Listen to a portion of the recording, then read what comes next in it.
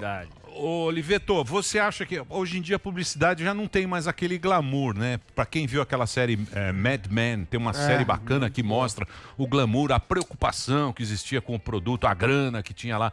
Hoje em dia tá meio zoado, é o quê? É falta de grana, é falta de criatividade, ou juntou tudo isso.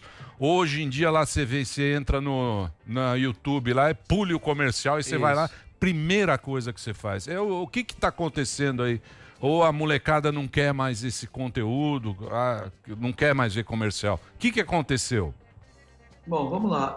A série Mad Men, que eu até tive o privilégio de escrever a abertura quando ela apareceu no Brasil, é de uma geração profissional anterior à minha, nos Estados Unidos ainda, e anterior à geração minha no Brasil, mas que certamente influenciou muito a todos nós.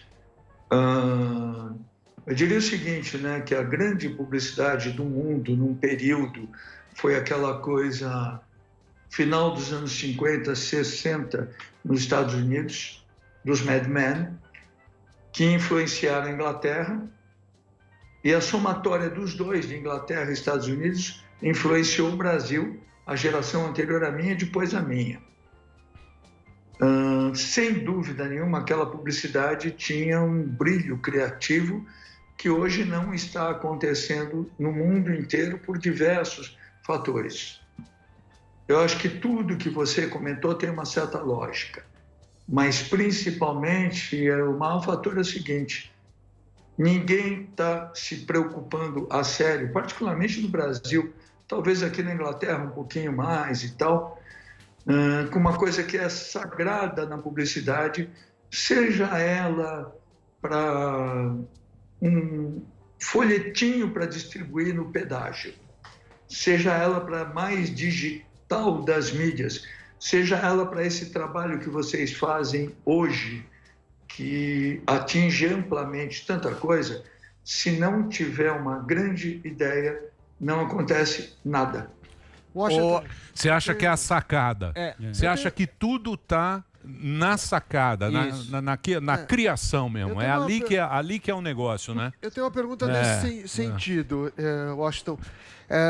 Muito se estuda, principalmente nos Estados Unidos, da desintermediação, né? E as agências, em determinado momento, acho que foi numa geração posterior à sua, acabou sendo intermediários. Tinha um time de criativos, que às vezes eram da própria agência, às vezes não, e compravam publicidade em várias mídias. Aí, com o meio digital, isso foi alterado. Como que você vê isso? As agências no Brasil se perderam, assim, porque muitas estão quebrando, muitas acabaram sendo substituídas pelo próprio Google ou pelo Facebook, que já tem uma agência embutida no sentido, compre isso daqui que vai dar certo.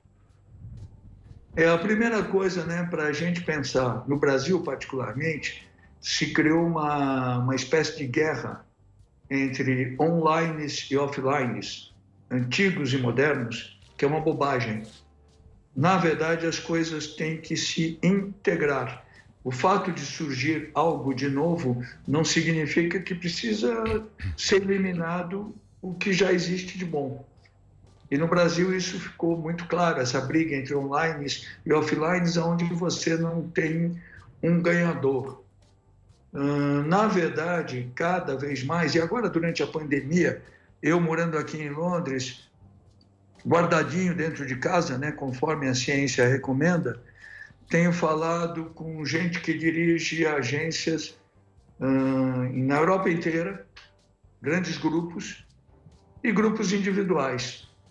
Todos nesse período perceberam o seguinte, que os clientes nesse período, particularmente com a história da turma em casa, isso e aquilo, eles queriam só duas coisas.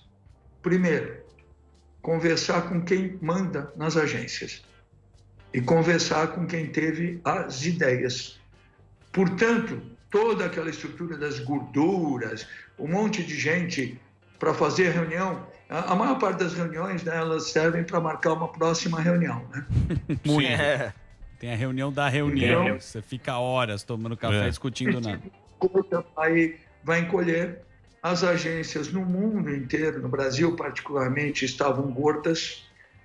Eu digo que as agências estavam gordas a ponto de precisar ir para um spa por uma questão estética. E agora vão ter que ir para um spa por uma questão de sobrevivência. As agências estão lutando com dificuldades.